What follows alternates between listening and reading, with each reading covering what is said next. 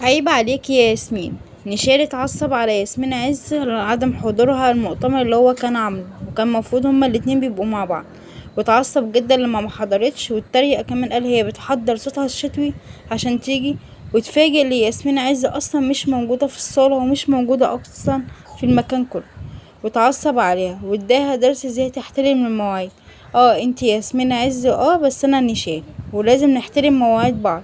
ما ينفعش اللي انت عملتيه ده، عشان ده عيب عليكي، وده ما يصحش اصلا، ده يتحسن في الاعلام. انا 18 سنة اعلام ما قابلتش موقف زي ده. وطبعا طلعت ياسمين عز من المؤتمر وقالت له انا ما كنتش اعرف، بس انا اتاخرت وكان في ظروف.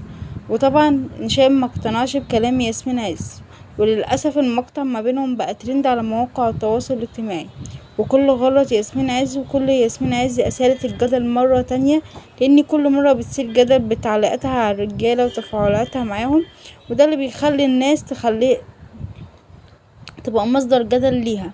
طبعا ياسمين عز معروف عنها ليه دايما بتدافع عن الرجالة وبتقول جمل كده غريبة، والناس بتاخدها بتعملها طريقة على التيك توك. انك تحترمي المواعيد دي اول حاجة مفروض تتعلميها في الاعلام، وانت عاملة نفسك ياسمين عز، يبقى احترمي مواعيدك صح.